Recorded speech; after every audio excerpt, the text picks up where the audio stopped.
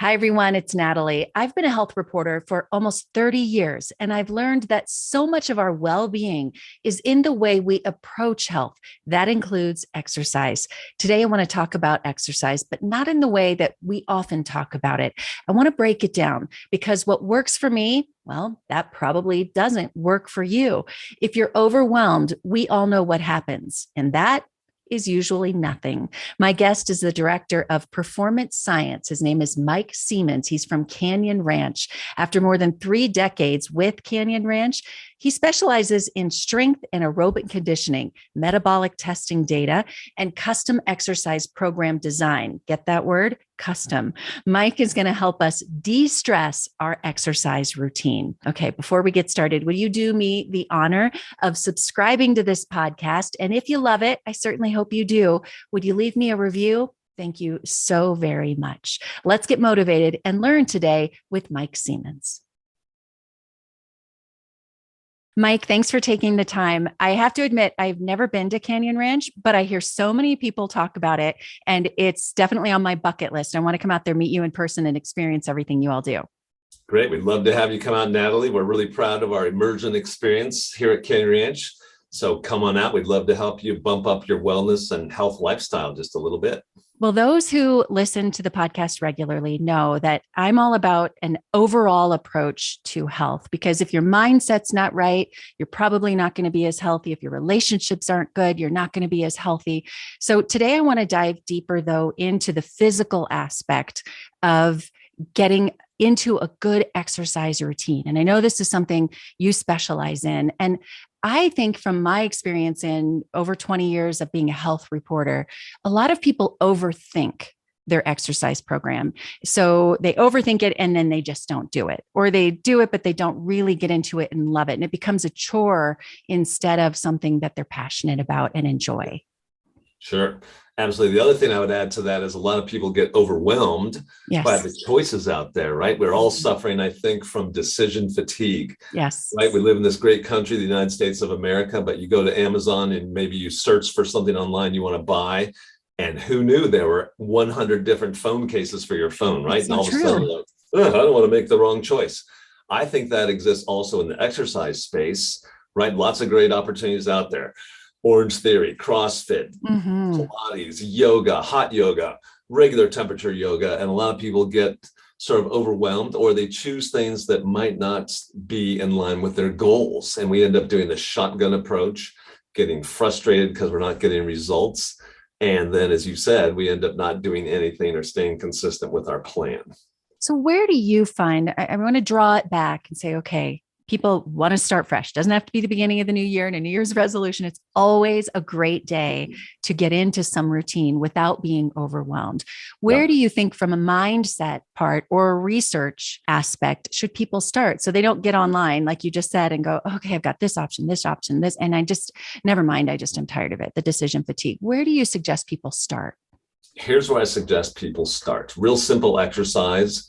When you get back to home base after listening to this, or take out a pad of paper, piece of paper, a pen, what I want you to do is focus on 2 or 3 minutes, writing down probably 3 to 5 different goals you have for yourself with your exercise routine. In other words, what do you want your exercise program to deliver for you?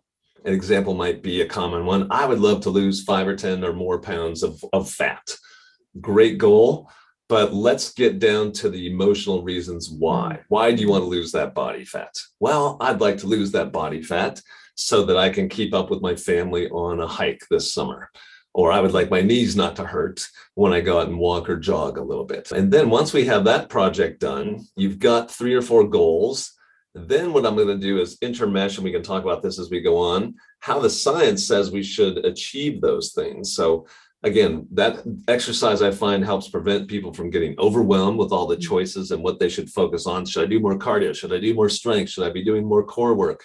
That sort of thing. And once we can look on a piece of paper and see, oh, these are my 3 or 4 top goals, or 1 or 2 top goals, the process becomes a lot simpler.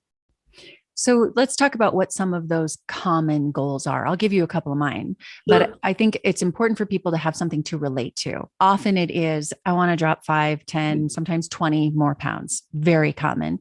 For me now at my age, it's sure I would like to drop 10 pounds. I want to feel energized in the afternoon.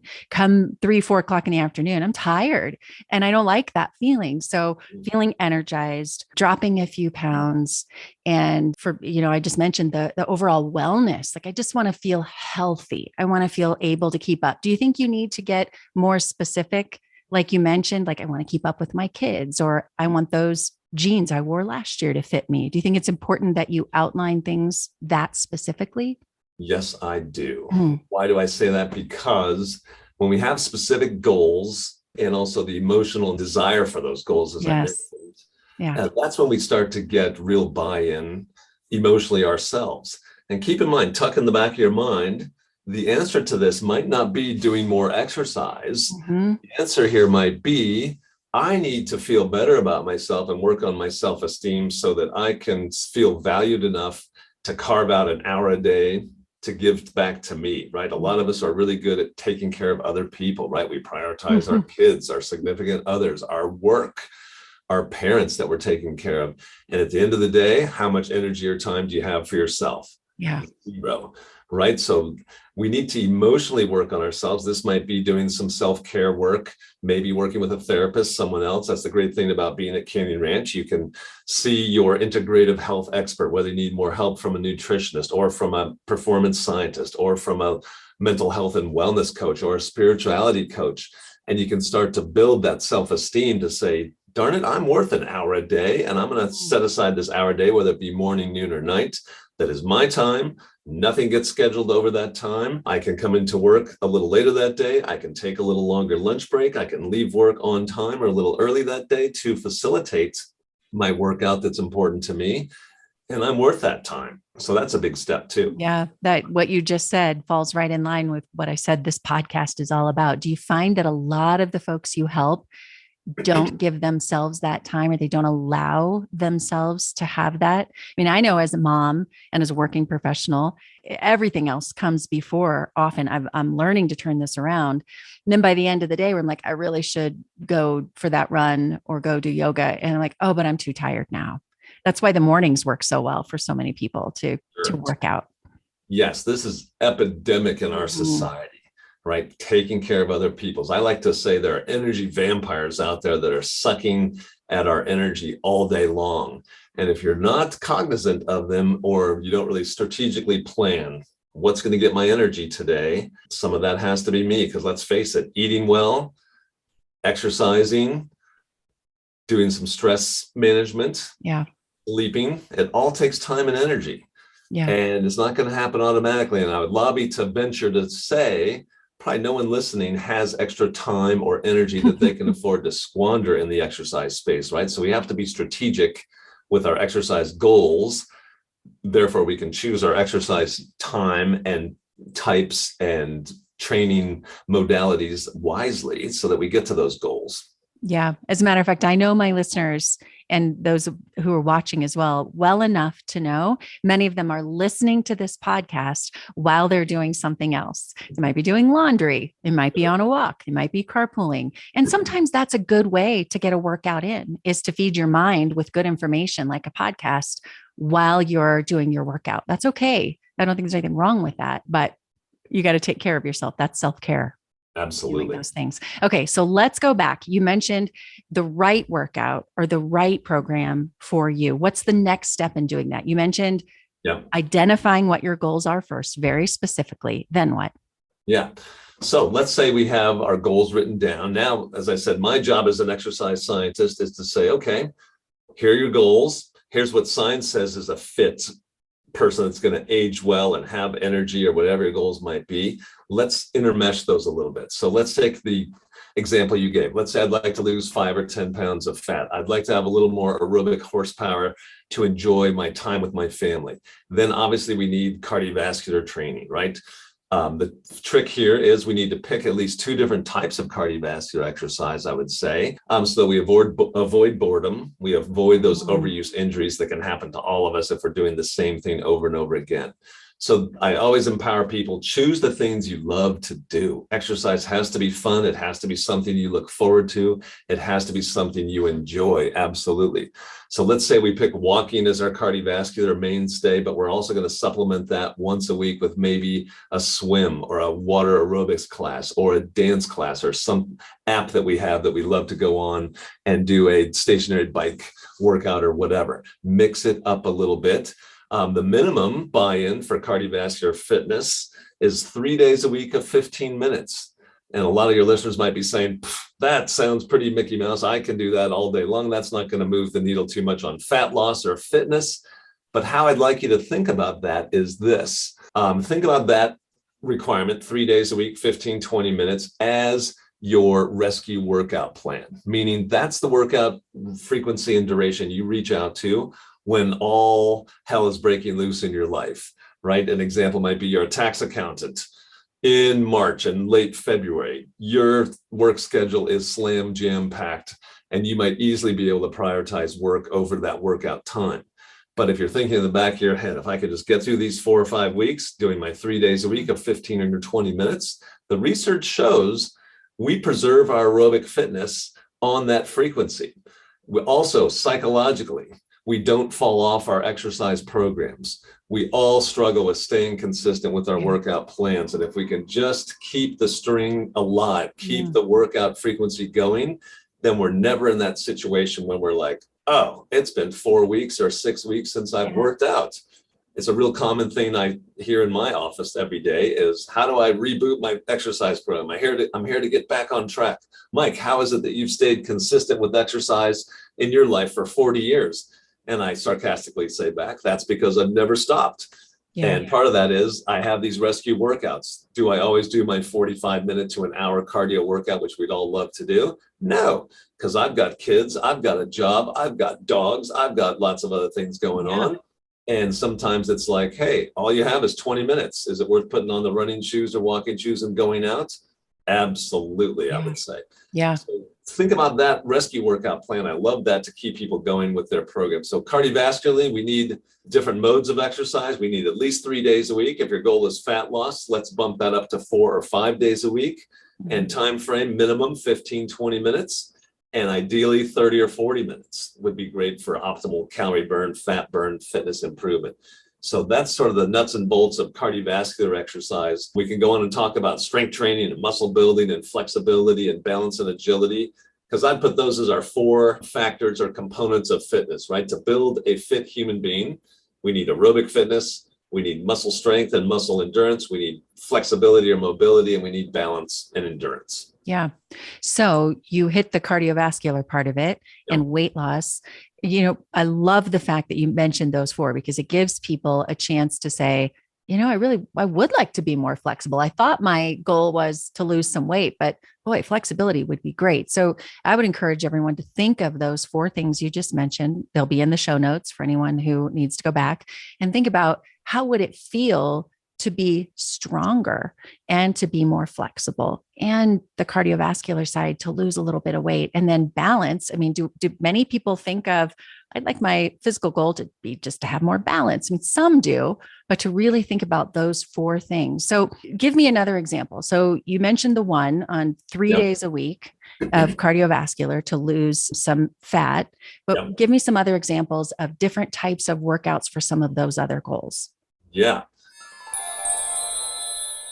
Hey everyone, it's Natalie. I am excited to let you know that I'm opening up spaces for collaboration and advertising and sponsorship on this podcast and on my YouTube channel. If you're a brand looking to grow in the wellness, family, or mindfulness spaces, I would love to collaborate with you. You can find a link to get in touch with me in the show notes, and you can always find out more about what I'm up to on natalietysdal.com. So a real common challenge for us as we all age is maintaining our muscle mass, right? How are we going to stay strong and agile and capable as we age? Okay. So before you go on, why is that important? I think for a lot of people, they think, I just want to be thin and they don't think about why that's so important. But for longevity, I know for many, many reasons, it is important, but explain why. Yeah, great question. Man, where do I start? There's so much I Mm-hmm. want to say about muscle mass. Muscle is the foundation, first of all, of your metabolic rate. So a lot of us, when we hit age 50 or 60, feel like our metabolism has absolutely betrayed us, right? Where did my metabolism go? I Mm. have no metabolism. It feels like every calorie I eat goes right to my rear end or my hips or somewhere. So think about this. The average adult in this country who ages without weightlifting loses about a third of a pound of muscle a year, Wow. starting at the young age of 30. Wow. Really? So do a little math in your head. I'm now 60 years old. That means 30 years if I hadn't been lifting weights, I could have lost as much as 10 pounds of muscle mass. Now, muscle burns about 40 or 50 calories per pound a day, just laying in bed, sleeping, being inactive. So your metabolic rate might slow down 200 to 500 calories a day just from loss of muscle mass. Mm. Now, that means over a year's time, that muscle might burn 20 to 50 pounds of fat. Wow. So that means if you're going to maintain your current weight, you either have to eat that many fewer calories per day, 200 to 500 calories fewer, or do that much more cardiovascular exercise. So maintaining muscle mass as we age is a huge part of keeping your metabolic rate high and preventing that annoying 1 to 2 or 3 pounds of fat gain a lot of us experience in our 30s, 40s, and 50s. Yeah, I know a lot of women. I turned 51 this year. And for a lot of women, you go, I'm doing everything the same. I haven't changed my diet. I'm still as active as I used to be. And yet you start putting on weight. It's just a part of life, especially 40s, 50s. I find it more so at this age than I did in my 40s. So it changes for everyone, but I haven't changed anything. So does it mean as we age past 30s, 40s, we have to do even more than we did when we were 20s and 30s? We have to, how does that look? I mean, typically we're not exercising and lifting more weights and doing all that as we age and increasing that even more. Yeah. I like to say it this way. As humans, our maintenance-free warranty expires at some age, right? So we can all bask in the glory of our 20s and maybe early 30s in terms of, hey, I can eat pretty much whatever I want. I can, and some of us are genetically blessed to be that way, and others have to work really hard even at a young age. So the playing field is not level. I don't want to assume that for everybody, but in general, most people can enjoy pretty good muscle mass, pretty decent body shape, not paying super close attention to their exercise or eating habits. But eventually that wears out. Like any product you buy, maintenance-free warranty is over, expiring, man, who knows what age, 20, 25, 30. And then, yeah, I like to say it's game on, because as I said, the human body as it ages without activity and without weightlifting or cardio, it's not a pretty picture, right? We lose muscle mass. We cannot rely on the scale to be our feedback mechanism for how our body is aging. The body can very subconsciously to us be losing muscle and bone and then replacing it with fat. So the scale says the same 130 pounds every day, but you don't look the same. Yeah, we don't look the feel same, the same.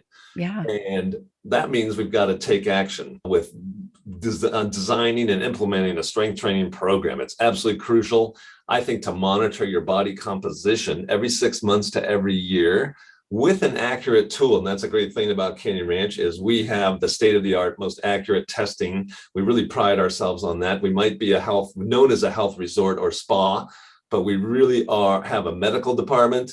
We have master's degree exercise physiologists. We have PhD physical therapists. We have PhD level mental health and wellness experts, spirituality experts. Kind of everything. Yeah. Yeah. But the cool thing I'm saying here about the testing equipment is we have a DEXA body composition scanner. We have a bod pod to do body composition testing. So if you can find access to that in your hometown and test your body composition, the thing I want everybody to pay attention to is how much fat-free mass do you have? How much muscle, bones, organs, fluids do you have?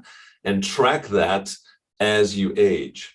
Again, most people lose that as they age. And if you've been unfortunate enough to have a health challenge that caused some bed rest, right? You've had long haul COVID, you've had an operation, a joint replacement, an accident, something that you had to be in bed for any more than 2 or 3 days. Wow, the data suggests adults over 40 lose as much as 3 to 5 pounds a week of muscle mass under bed Wow. conditions. That's scary. Yeah. So we have to come out of those situations fighting mad, I say, to regain that muscle, eating adequate protein, Yeah. doing your strength training the proper way. And I can get into some of the details about how we go about our strength training is really important on how we build muscle. Well, because you spent so much time talking about the importance of strength training, and I have kind of both ends of the spectrum in my house because I'm kind of in the middle. I do a little bit of everything, nothing consistently. I've got weights in my basement. I've got a treadmill in my basement. I love to walk. I'll go on a run, which I like. It keeps it interesting for me. Sure. But I have a daughter who's a collegiate athlete. She does bod pod twice a year. She is strong. She works out every day. And then I've got a dancer. And so the dancer's not my other daughter, she's not doing as much strength training, some cardio. So we kind of have everything in our house. But can we talk about why you talked about why strength training is so important, but what does that look like? Do I have to be lifting weights to get good strength training? Do I need to go get those dumbbells out? Yeah, great question, because people are really confused about this. And it's pretty simple when you know what I'm about to say. So in the world of strength training or resistance training, let's use that word. Okay. Resistance training is a better term because it describes anything we might do: body weight, free weights, machines, stretch bands, whatever. Dividing your mind, resistance training, into two camps. You could have a strength benefit from resistance training, or you could have an endurance benefit for your muscles. Now, depending on your individual goals, what your body composition test told us about you, what you're trying to perform in, right? A dancer does not need big, bulky muscles, nor necessarily want them. However, a college athlete, depending on the sport, might want some more powerful, strong muscles. So we have strength or endurance to choose from under the heading of resistance training. Under the strength category, that qualifies as weightlifting that would build muscle mass and build bone density. So if those are goals you're looking for, you need to be in the strength training camp. Under endurance, we have maintenance of both of those things. So endurance training will maintain muscle mass and maintain bone mass. The difference between the two is how many repetitions, and in particular, are we reaching fatigue on those repetitions? In general, to build strength, we need more weight, fewer repetitions. So we want to fatigue by 15 repetitions or fewer in general if we're trying to build muscle and build bone. If we're interested in endurance, then we could do lighter weights more times. And again, I want to emphasize here, one's not wrong, one's not right. It might be for you at this stage in your life or this goal that you have, but for the individual that wants to maintain muscle mass, maybe a class like bar method or something like that with lighter weights, more repetitions is perfectly appropriate. However, if Natalie goes to a bod pod, she gets an analysis, or you come to Canyon Ranch and we do a DEXA scan on you and we're like, your fat-free mass is a little on the low side. Let's target building 3 or 4 pounds of muscle over the next year. For you, I'm going to recommend heavier weights, fewer times, 3 days a week, 3 to 4 sets of 10 to 12 repetitions is kind of a middle of the road prescription. And however you might do that is up to you, and we can work with you on that plan, right? Are you going to do some dumbbells? Are you going to do body weight? For some people, push-ups with your body weight would meet the criteria of strength, because not many of us can do 10 or 15 push-ups in a row with our full body, right? So that if you're failing before 15, then you're going to be getting strength benefits from push-ups. However, if you can get down on the floor and do 25 or 30 push-ups, that's not going to build much muscle. It's going to build more endurance. So can you see within that framework, this is where we start to work with people on, hey, what kind of weightlifting do you like to do? Do you like to go to the gym and do the machines? Do you like a barbell and doing squats on your back? Do you like dumbbells? And we love to meet people where they are. And I think all of us need to meet ourselves where we are on our fitness journey. And sure, have goals to aspire to higher levels of fitness. But, today is today. Where are you? What's that first step we're going to take today? Yeah. And no shame in wherever you are right now. You're certainly not alone. There are a lot of people who are doing nothing. So, and that's not okay. So having a place to start, a goal, that's what I love about what I've heard about you all. And I think for people who maybe can't afford or they're not able to go, just knowing what you want to do and having a plan. I always like to tell kids, or even in the exercise world, like, you have to have a ladder you're climbing somewhere. I mean, if there's no ladder, you're not going anywhere. You can move it, but if you don't have something you're working towards, you're not going to accomplish it at all. So having that goal. And so I'm hearing you say again, talk cardiovascular, we talk strength, but can you get all four of the things that you talked about in one type of program? Like say someone loves doing a bar method or they love going to yoga. Can you get all four of those elements you mentioned in one program?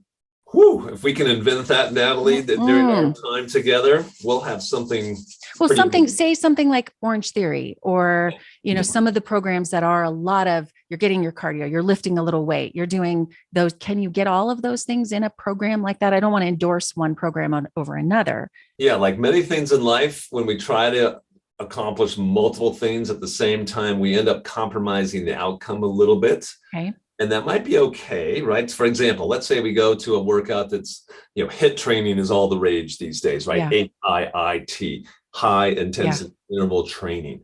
Tons of different ways to do that. You can do that all in a cardiovascular mode where you're on the treadmill, for example, and you're doing intervals on the treadmill. That would, of course, only meet the cardiovascular aspect of your program.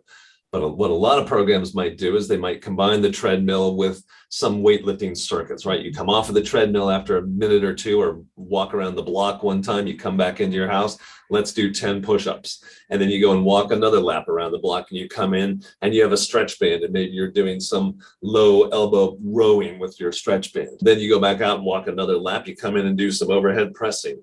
You get the idea, right? That kind of workout, you're getting a little cardio, you're getting a little muscle strength. Weightlifting, by the way, strength training, is a wonderful way to build flexibility in the body. A lot of people don't think about that, but imagine, right, as you're doing weightlifting, I'll just use the overhead press as an example. My shoulders can go through a nice full range of Mm-hmm. motion under the stress of some weight that might cause some stretching on the muscles and ligaments and joints, which is great. So you're getting a little stretching and flexibility while you're weightlifting. The balance and agility part is usually the tricky one to fit in. Sometimes if I'm working with a client that asks exactly what you do, I don't have much time or interest for exercise, I've got to be very condensed with my strategy and my plan, I'll say, great, in between your weightlifting stations, or maybe if we're using that example I said of walk around your block in between weightlifting activities, maybe you do a little balance and agility exercise in between your weightlifting sets. Something as easy as stand on one leg, or alternate.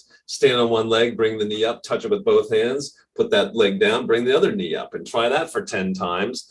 Or even balancing up on your tiptoes on the ball of your foot for 10 or 15 seconds. So there are ways to mix it all in, but understand in the back of your head, mind rather, that's going to compromise maybe your ultimate outcome for cardio or strength. But hey, at least you're doing something. And if that's what works for you, let's do it. I'm a big advocate of anything is better than nothing. Let's just get America moving. We got to move. Yeah, I hear you. And just doing something. Okay. So as we start to wrap up, can you give people who are frustrated with their health and their exercise some motivation, something to get past that I don't want, because I think part of our health problem is our mind. It's I think about it and then I don't do it. I want to do it, but like you said, the decision fatigue, like what motivation can you give people other than, you're going to feel better? And I know you're going to say that, but what can you tell people to get them motivated to do this? Yeah, well, like many complex things in our life, and we all get overwhelmed, is go back to that first exercise I mentioned. Take the 2 or 3 minutes, write down 1 or 2 things you would like your exercise program to do. More energy, feel better, whatever. And then that's going to key us up as to what types of exercise are important to start doing. And remember, even starting off with 10 minutes or 5 minutes of something, just get out an old-fashioned calendar and write down every week or every day of the week, my goal is to walk 5 minutes today. Maybe next week, my goal is to walk 10 minutes. I've had people use, people who are CEOs and, important jobs that you think are very complex thinkers, use an old calendar and a star system, right? They take the old stars we used to get in grade school, lick the star, put it on the calendar. Beautiful. Yeah. And I accumulate 4 stars every time I walk around the block or do 10 minutes of cardio or get on that piece of stationary bike equipment I bought 5 years ago and I haven't used it.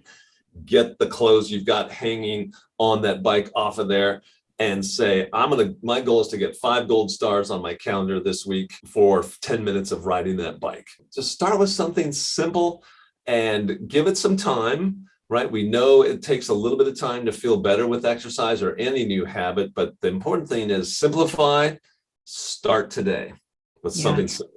I couldn't agree more. My mom used to say, and my kids are tired of hearing me say it, action comes before motivation. Like Yeah, once you take the action, then you'll start to get motivated. But it's really hard to get motivated when all you're doing is thinking about it. absolutely. Yeah. So get the star. I like the star system. We used that for potty training when my kids were little. Why not? Whatever works. The stars Yeah, are great. when this person revealed that to me, I said, "Holy cow, you're the CEO of this Who company, cares? and you use the calendar and gold star system." I'm like, That's that is great. brilliant. It's awesome. And Yeah, sometimes we overthink it when we like get out our phone and we try to get an app, and nothing wrong with that. But what I have found is the technology, when I have some technology I like for health, but I'll go to my phone to do something like this, and I'm immediately distracted with 100 other things on my phone. So my email pops up, a text pops up, and then I forgot that I was actually there to do something health related. So to have something that is just for your health, a calendar or whatever, you're not going to get distracted by all those other things that could keep you from exercising. great thought. Yes, that's an example of those energy vampires, right? They're out Yes. there waiting to capture our mind. I love my phone and the technology, but it is an energy vampire. That's for sure. So, Absolutely. for people who want more information, you've mentioned a lot of things about Canyon Ranch, and I would encourage people to follow on Instagram. I know you have an Instagram account, but give me some more information for those who are listening, going, that's exactly what I need. Sure. We have a Canyon Ranch website, of course, canyonranch.com. And when you log into that or search that on your browser, in the bottom left-hand corner is going to show up a little invitation to subscribe to our blogs. Mm, We've really made a big push on this the last year. Our health and performance experts. Remember, we have registered dietitians, we have mental health and wellness professionals, spirituality providers, exercise physiologists with master's degrees plus, physical therapists, et cetera. And all of us are writing blogs in there on a weekly basis. We're taking current literature, current trends, talking about how people can implement those into your life, and you can subscribe to that for free. And we can send you those blogs into your email box, and you can read about health and wellness there. So that's a real great information, because obviously in this day of tons of information, where we get our information and the quality of the information we're getting is really important. And again, that's one thing I would say I'm really proud of about Canyon Ranch. I've worked here for almost 31 years now. I am super proud to say we have never compromised on the research and the integrity of science here at all. We're not going to pursue the latest flash in the pan diet or the latest flash in the pan workout. We vet them, we research them carefully, and we really pride ourselves on the science. So that's a great way to take advantage of an awesome source of information. And take a look around our website while you're there and see all the great services and opportunities we have at our property in Lenox, Massachusetts, here in Tucson, Arizona, where I'm based, up in Woodside, California, and a lot of exciting newer resorts and services to come. Well, you all are top notch. I mean, over the years, when people talk about what you do there in the science and how you're able to help people, I just appreciate that in what I do, being a health reporter and doing this, that I go to the sources where I know people have spent years researching and working, and that means a lot. So following your blog, your social accounts, I think it will give people inspiration as well. So I encourage people to do that. And I will put those links in the show notes as well. And Mike, I appreciate your time so much today. I'm inspired. So I'm going to write my goals. I'm kind of all over the place. I feel like I'm active, but I think having goals, like you talked about, is so important towards achieving our health goals in general. Absolutely. It simplifies the whole process. A lot of us walk around, like you said at the beginning, overwhelmed. I want to lose some fat. I want more muscle. I'd like to be more flexible. Da, da, da, da, da. Let's start with something. Write down the top 2 or 3 things you want to accomplish. And like anything in life, now we've got a clear path. And that is so calming and satisfying and gets us on the right path. Yeah. Well, good luck, everyone. Mike, thanks again for your time. And I hope to talk to you all again soon. My pleasure. Thanks for having me, Natalie.